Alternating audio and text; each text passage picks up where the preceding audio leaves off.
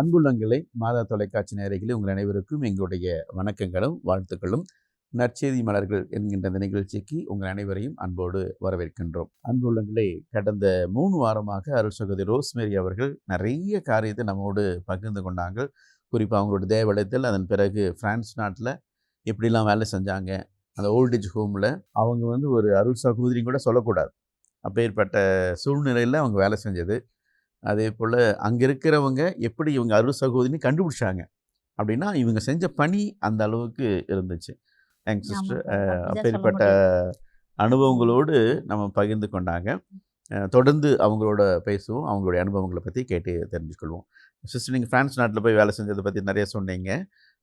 குறிப்பாக நீங்கள் அங்கே வேலை செய்கிற பொழுது அந்த மக்களுடைய கல்ச்சர் எப்படி இருந்துச்சு?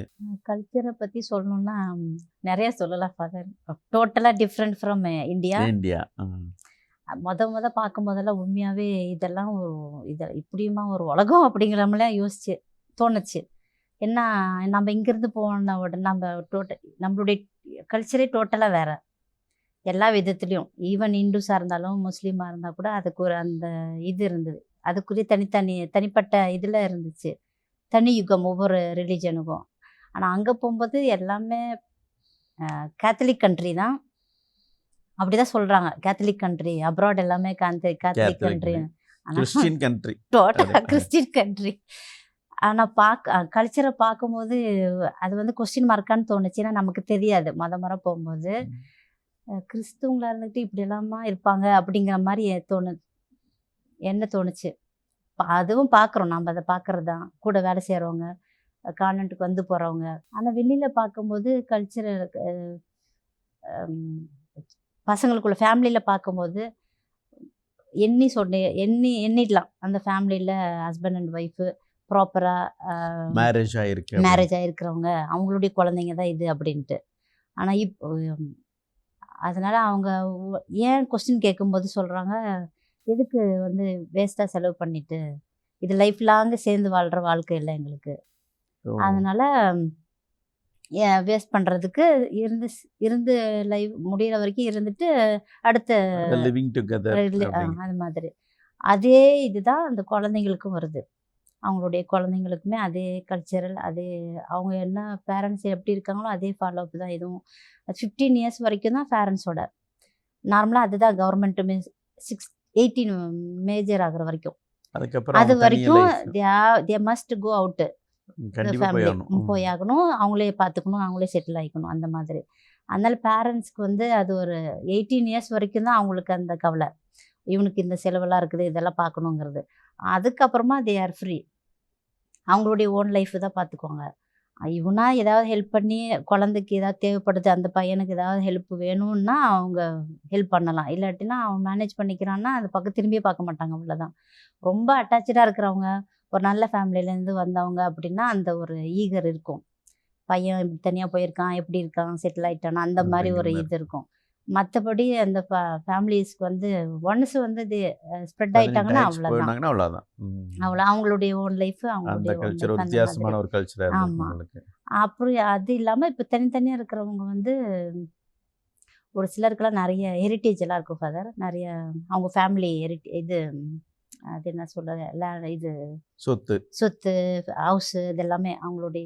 இப்போ வர ஜென்ரேஷனுங்களுக்கு நிறைய பேருக்கு ஓன் ஹவுஸ் இல்லை. அந்த காலத்தில் இருக்கிறவங்களுக்குலாம் அவங்களுடைய ஓன் ஹவுஸ் இருக்குது இப்போவுமே. ஒரு சிலர் அவங்களுடைய குழந்தைங்களுக்கு விட்டுட்டு போயிடுறாங்க. அப்படி இல்லைன்னா அதை சேல்ஸ் பண்ணிவிட்டு அதை வச்சு அவங்களுடைய ஓன் இது பார்த்துக்கிறாங்க. அப்படி அந்த மாதிரி பார்க்கும்போது இப்போ தனித்தனியாக இருக்காங்க, சிங்கிளாக இருக்கிறவங்க அதுக்காகவே இந்த ப்ரோக்ராம்லாம் வைப்பாங்க, டிஸ்கோ இது கிளப்பு, அதுக்கெல்லாம் போவாங்க. ஏதாவது ஒரு காமன் ப்ரோக்ராம் வந்தால் எல்லாரும் அங்கே ஜாயின் ஆகிடுவாங்க. ஏன்னா அதில் பார்ட்னர் கண்டுபிடிக்கிறதுக்கு, என்ன தனியாக இருக்க முடியாதுங்கிற மாதிரி அந்த பார்ட்னர்ஷிப்பை எல்லாருமே மோஸ்ட்லி அவங்களுடைய இது அதுதான் மைண்டு. ஏன்னா அப்புறமா அவங்களுக்கு வேறு ஏதாவது இருக்குதா, அவங்க அப்படின்னா அவங்களுக்கு ஏதாவது பெனிஃபிட்ஸ் இருக்குதா அவர்கிட்ட, அப்படி அதெல்லாம் பார்த்து தான் பார்ட்னர் பிடிப்பாங்க, அந்த மாதிரி. ஏன்னா அப்படி இருக்கும்போது அது லீகலாக ரிஜிஸ்டர் பண்ணாதான் அவங்களுக்கு அதை ஷேர் பண்ண முடியும், அவங்களுடைய சொத்து பண்ண முடியும். அதுக்காகவே ஒரு சிலர் பார்ட்னர்ஷிப் ஆயிடுறாங்க. நம்முடைய கல்ச்சருக்கும் அதுக்கும் ரொம்ப பயங்கர ரொம்ப டிஃப்ரென்ஸ். Different father. ப்ளஸ் வந்து குழந்தைங்கள வளர்ப்புமே வந்து எனக்கு பிடிக்கல. ஃப்ரீடம் இருக்கிறது ஓகே தான். ஆனால் அந்த ஃப்ரீடம் வந்து அந்த குழந்தையினுடைய எதிர்கால ஃப்யூச்சர் வந்து ஒரு பண்புள்ள ஒரு ஒழுக்கமான ஒரு ஃப்யூச்சருக்கு கொண்டு போகுதாங்கிறது கொஸ்டின் மார்க்கு. இல்லை அவங்க ஃப்ரீடமாக இருக்கணும் அப்படிங்கிற ஃப்ரீ ஒரு ஃப்ரீ கல்ச்சர் அவங்களோட. அப்படின்னா ஒரு ஒரு ஒரு பாப்பா ஒரு பொண்ணை இது பண்ணுறாங்கன்னா அந்த பொண்ணு பிடிக்கலன்னா அடுத்த பொண்ணு அவ்வளோ ஈஸியாக இது ஆயிடுறாங்க. அவங்களுக்குமே அது வந்து பழக்கமாயிடுச்சு ஃபாதர். அது தப்பாகவே அவங்களுக்கு அந்த அதாவது அவங்க ஃபீலிங்ஸ் இல்லை. கல்ச்சர் அது அவங்களுக்கு. அந்த நம்மளுடைய கல்ச்சரை பற்றி பேச ஒரு முறை இந்த மாதிரி இந்தியன் கல்ச்சரை பற்றி பேசுங்கன்னு சொல்லி ஒரு ஒரு இது கொடுத்தாங்க, டைமிங் ஃபிக்ஸ் பண்ணி கொடுத்தாங்க. அப்போ இந்த மாதிரி ஃபுட்டுலேருந்து கல்ச்சர்லேருந்து சொல்லும்போது இந்த மாதிரி சொன்னோம். நாங்கள் ஒன்று அரேஞ்சு மேரேஜாக இருக்கோம், இல்லைன்னா அவங்களுக்கு பார்ட்னரை எடுத்துட்டாங்கன்னா அது ஃபேமிலி வந்து சேர்த்து செஞ்சு வைப்பாங்க அப்படின்னு. அது வந்து அவங்களுக்கு அதை அக்செப்ட் பண்ணவே முடியல ஃபாதர். அப்படின்னு சொன்னாங்க. அந்த ஃப்ரீடம் இல்லாத மாதிரியும் நம்மளை வந்து ஃபோர்ஸ் பண்ணி இது பண்ணி வைக்கிற மாதிரியும் அந்த மாதிரி அந்த வே ஆஃப் இதில் எடுத்துகிட்டு போயிட்டாங்க அந்த இது அவங்க நம்ம சொல்லும்போது. ஆனால் அதனுடைய பெனிஃபிட்ஸ் அதில் என்ன இருக்குது, நம்முடைய லைஃபுக்கு என்ன வேணும், நம்ம ஃபேமிலிக்கு நமக்கு பின்னாடி வர்ற தலைமுறைக்கு அதில் என்ன இருக்குதுங்கிறது அவங்களால புரிஞ்சிக்க முடியல. ஓகே, இது ஒரு கல்ச்சர். ஒரு வேற ஏதாவது ஒரு கல்ச்சர் வித்தியாசமான நமக்கும் அவங்களுக்கும் பெக்யூலியராக பார்த்தது? பேர் மட்டும் அவங்களே வச்சுக்குவாங்க, கிறிஸ்டியன் பேர் தான். ஞானஸ்தானம் கூட வாங்கியிருக்க மாட்டாங்க. அவங்களுக்கு சொன்ன அவங்க தாத்தா பாட்டி தலைமுறைகளில் வந்தவங்க மட்டும்தான் கொஞ்சம் அதில் அட்டாச்சாக இருப்பாங்க ரிலிஜியன் இதில். மற்ற இப்போ அவங்களுக்கு வர்ற குழந்தைங்களுக்கெல்லாம் அந்த இதே கிடையாது. அந்த ஒரு விசுவாசம் போட தெரியாது, போடவும் மாட்டாங்க. ஆனால் பேர் மட்டும் கிறிஸ்டியன்ஸ் பேராக தான் இருப்பாங்க. ஆனால் அவங்க தாத்தா பாட்டி அப்பா அம்மா அவங்களுக்கெல்லாம் அந்த ஃபீலிங்ஸ் இருக்குது. ஆனால் அவங்க சொல்கிற மாதிரியெல்லாம் அவங்க செய்யணுங்கிற அவசியமும் இல்லை, அவங்க செய்யவும் மாட்டாங்க. அவங்கள காலத்தோடு அது போச்சுங்கிற மாதிரியும். ஆனால் ஃபீல் பண்ணுறவங்களெல்லாம் நாங்கள் பார்த்துருக்கோம் ஃபாதர். நிறைய அவங்க சொல்லுவாங்க, என் குழந்தைங்க இப்படி போயிடுச்சு, இப்படி டைவர்ஸ் ஆயிடுச்சு, இப்படி பிரிஞ்சு போயிட்டாங்க, அவங்களோட இருக்காங்க இவங்களோட இருக்காங்கன்னு சொல்லும்போது அவங்க ஃபீல் பண்ணுறாங்க இதெல்லாம் வந்து சாமியுடைய தண்டனை மாதிரி. நீங்கள் 9 வருஷம் இருந்தீங்கல்ல? ஆமாங்க ஃபாதர். 9 வருஷத்தில் எத்தனை கல்யாணம் பார்த்துருப்பீங்க? ஒன்று நாங்கள் அந்த ஃபங்க்ஷனுக்கெல்லாம் போனதில்லை ஃபாதர். ஏன்னா நாங்கள் இப்போ சொன்ன நாங்கள் முறை இருந்த ஹவுஸ் வந்து ஜென்ரலேட்டு.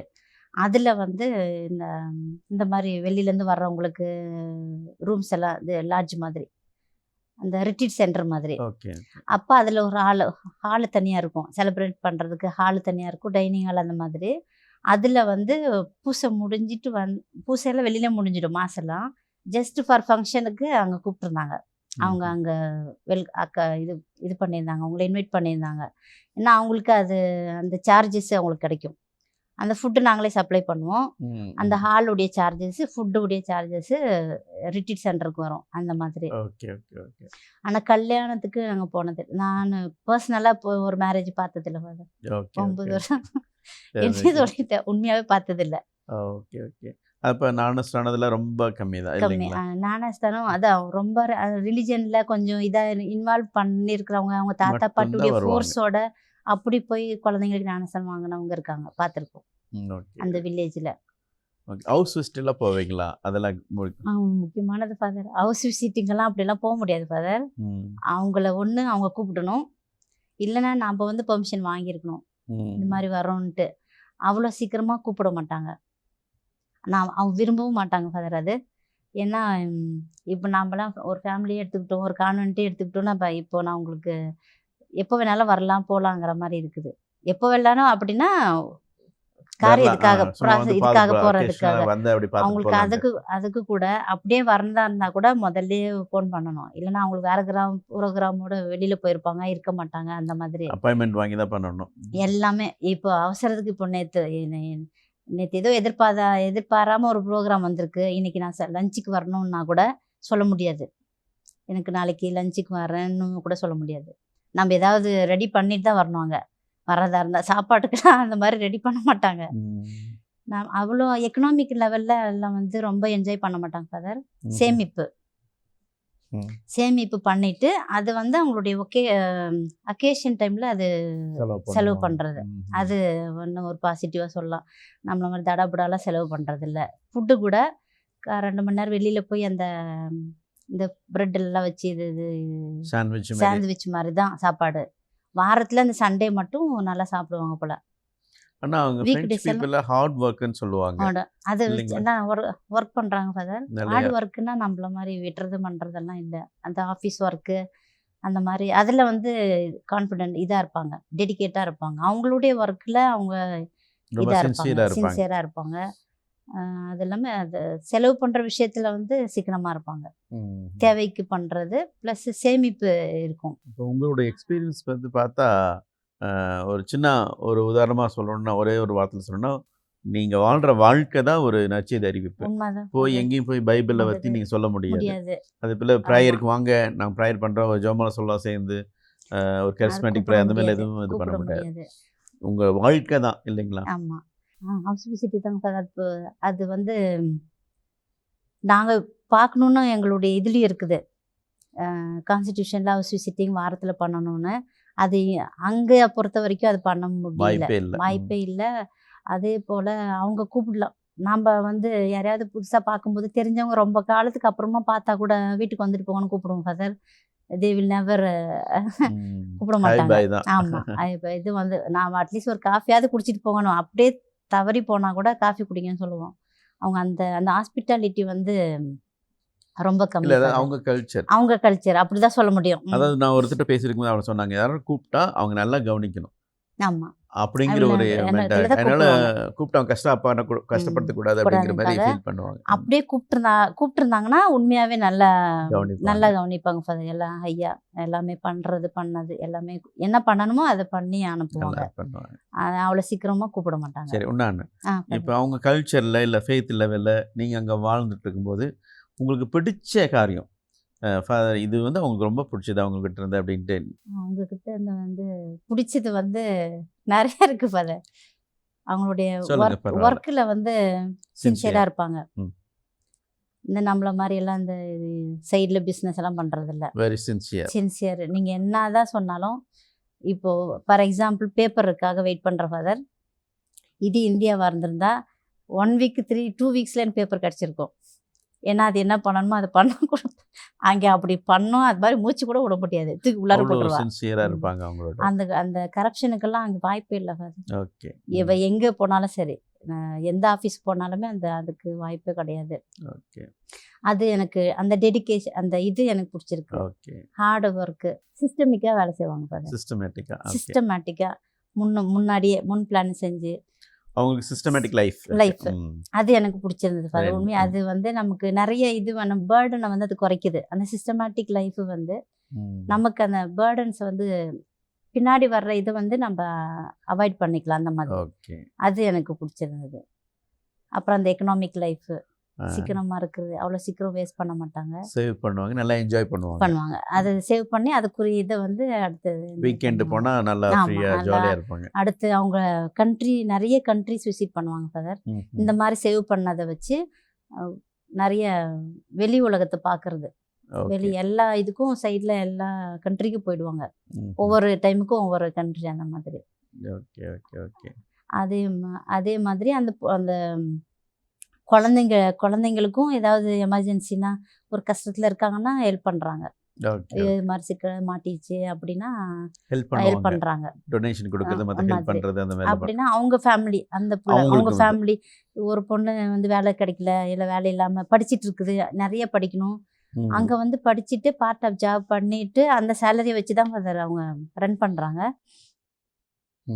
இப்போ 18 இயர்ஸ்க்கு அப்புறமா அவங்க கண்டிப்பாக ஒரு எதிர்பார்க்குற மாதிரி ஒரு வேலையோ ஒரு சேலரியோ அவங்களுக்கு கிடைக்காது. ஏன்னா இன்னும் அவங்க வந்து செட்டில் ஆகணும்.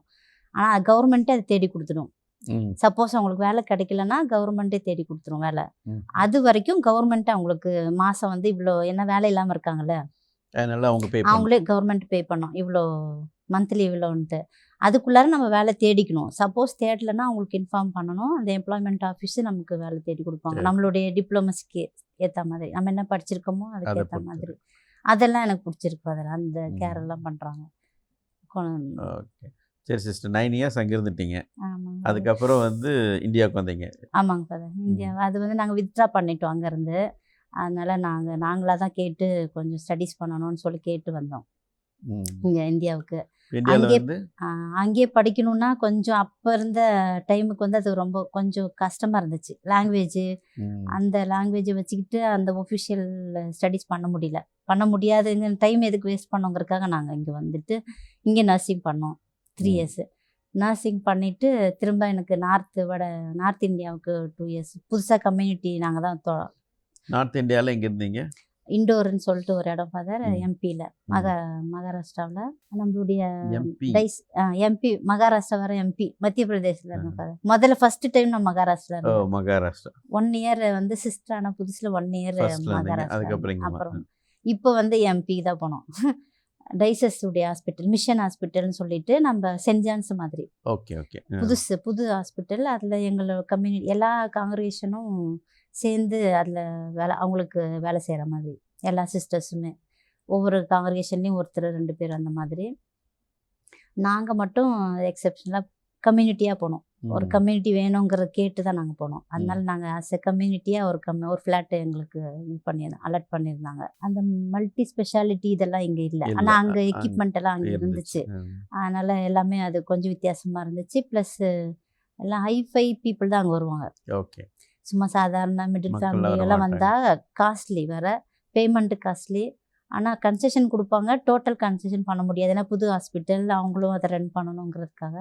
ஆனால் அங்கே மெயின் பைபாஸ் ரோடில் தான் அந்த ஹாஸ்பிட்டல் வச்சுருந்தாங்க. ஏன்னா வர்றவங்களுக்கு அது யூஸ்ஃபுல்லாக இருக்கும்ன்ட்டு. ஆனால் அது ஹாஸ்பிட்டல் ஒர்க்கு டைமிங்கை போக நாங்கள் வெளியில் வந்து அந்த மெடிக்கல் கேம்புக்கு மாதிரியெல்லாம் அரேஞ்ச் பண்ணாங்க. ஏன்னா புது ஹாஸ்பிட்டலுங்கிறதுக்காக கொஞ்சம் அட்வர்டைஸ்மெண்ட்டு ப்ளஸ் வந்து ரூரல் ஏரியா நிறைய இருக்கும் ஃபாதருங்க. நிறைய வந்து ட்ரைபிள்ஸு, கொஞ்சம் ரொம்ப மிடில் ஃபேமிலி, ஒரு முடியாமல் வந்தால் பே பண்ண முடியாதவங்களாம் நிறைய பேர் வந்தாங்க. அப்படிலாம் அவங்கள துரத்த முடியாது. அப்போ நாங்களாம் கேர் கொடுத்துருக்கோம். அந்த மாதிரி வந்து கொஞ்சம் பப்ளிசிட்டி பண்ணணுங்கிறதுக்காகவும் நாங்கள் வந்து மெடிக்கல் கேம்ப்பு குரூப்பாக அரேஞ்ச் பண்ணிவிட்டு இந்த நடமாடும் மருத்துவமனை மாதிரி ஒரு ஆம்புலன்ஸோட ரெடி பண்ணிவிட்டு ஒரு டாக்டர்ஸ் இருப்பாங்க கூட. அவங்களுக்கு போயிட்டு கொஞ்சம் ஹெல்த் எஜுகேஷன் மாதிரி கொஞ்சம் ஃபேமிலியெல்லாம் ஒன்றா உட்கார வச்சு கூப்பிடணும். வரமாட்டாங்க அவ்வளோ சீக்கிரமாக. ஏன்னா நம்ம வர ப்ளஸ் ரிலீஜியஸ் இதில் தான் போகணும். அங்கே நார்த்துலலாம் இதில் தான் போகணும். சிஸ்டர், நிறைய காரியங்கள் பற்றி சொன்னீங்க, ரொம்ப சந்தோஷம். இப்போ மாதா டிவி நேயர்களுக்கு ஒரு சின்ன மெசேஜ் கொண்டு கொடுங்க. நம்மளுடைய தனிப்பட்ட சக்தி வந்து நம்ம எத்தனை நாளைக்கு நம்ம கூட இருக்கணும்னு சொல்ல முடியாது ஃபாதர். அதையும் மீறி ஒரு ஆன்மீக சக்தி வந்து நமக்கு வேணும். உண்மையாக தான் நான் அதை ஃபீல் பண்ணியிருக்கேன். எவ்வளோதான் நமக்கு நண்பர்களோ இல்லை நமக்கு எல்லா ஆதாயம் நம்ம கூட இருந்தால் கூட நம்மளுடைய ஆன்மீகத்தை காத்துக்கிறதுக்கு பொறுப்பாளி வந்து நான். அதுக்கு என்னுடைய ஆன்மீகத்தை தேடி போகக்கூடிய அந்த தாகம் எனக்கு வேணும். அது அப்படின்னா சாமி கடவுளை வந்து நம்ம நாடி போகணுங்கிறது தான். நான் அதை நிறைய ஃபீல் பண்ணியிருக்கேன். ஏன்னா அது எனக்கும் அவருக்கும் இருக்கிற டீல். அதை இது வரைக்கும் நான் யாருக்கிட்டையும் சொன்னதில்லை. அது இப்போ வரைக்குமே எனக்கு சேக்ரட் ஹார்ட் ரொம்ப பிடிக்கும். அவர்கிட்ட தான் எல்லாத்தையுமே. மாதா கிட்ட கூட அவ்வளோ போகிறதில்லை. போவேன், அது அந்தந்த நாளுக்கு ஏற்ற மாதிரி போய்க்குவேன். ஆனால் மெயினாக வந்து சேக்ரட் ஹார்ட் தான் எனக்கு என்னுடைய ஃபேனு. அதனால் அவர் உண்மையாகவே அதை வந்து நான் ஃபீல் பண்ணியிருக்கேன் ஃபாதர் என்னுடைய லைஃப்பில். ஈவன் சைல்ட்ஹுட்லேருந்து அது இப்போ வரைக்கும் நான் எது கேட்டாலும் அது எனக்கு கிடைக்குது. ஒருவேளை அப்போ நான் கள்ளம் கபடற்ற குழந்தையா இருந்ததுனால கிடைச்சிச்சாங்கிறது இருந்திருக்கலாம். இப்போயும் எனக்கு கிடைக்குது, கொஞ்சம் லேட்டாக கிடைக்குது. ஆனாலும் நான் அவரை விட்டு நான் போனதில்லை. திருதி ஆண்டவர் பக்தி வந்து உங்களுக்கு அதிகம். அதே போல் எல்லாரும் இருக்குன்னு ஆசைப்படுறீங்க. ஏதாவது அவங்களுக்கு பிடிச்ச, அதாவது ஆன்மீக லைஃப்பில் அவங்களுக்கு பிடிச்ச வேளாங்கண்ணி மாதாவோ இல்லை நற்கருணை ஆண்டவரோ யாராவது ஒருத்தரை வந்து நம்ம பிடிச்சிக்கணும்.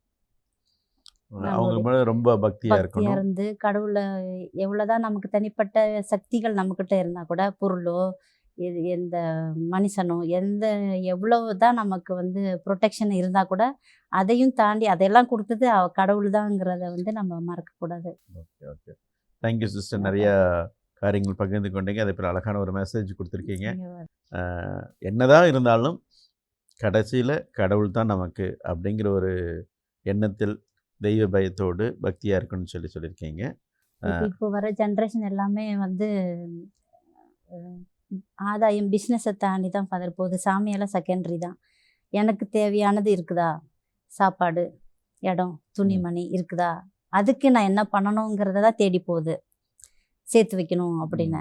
ஆனால் அதுக்கு மேலே ஒரு இது இருக்குதுங்கிறது ஆன்மீக வாழ்க்கை இருக்குது. இருக்குதுங்கிறத நம்ம அதுக்கு நேரமும் ஒதுக்குறது இல்லை, அதை பற்றி சிந்திக்கிறது கூட இல்லை. ஈவன் நம்ம ஃபேமிலிஸ்லேயே நான் நிறைய பார்க்குறேன். நம்ம கடவுளை தாண்டி ரொம்ப தூரம் போயிட்டு இருக்கிற மாதிரி. ஏன்னா அதை எது அழிஞ்சு போகிறது, அது எப்போ வேணாலும் சம்பாரிச்சிக்கலாம். ஆமாம், இந்த இல்லைன்னா கூட அடுத்த உலக நேரம். காரியங்கள் ஆ எப்போ வேணால் ஆமாம், சம்பாரிச்சுக்கலாம். ஆன்மீக காரியங்கள் வந்து ஆன்மீகத்தை வந்து ஒரு முறை மிஸ் பண்ணிட்டோம்னா அது திரும்பி வராது. அழகான ஒரு வார்த்தை அந்த லோயலா இன்னாசியாருடைய வார்த்தை தான்.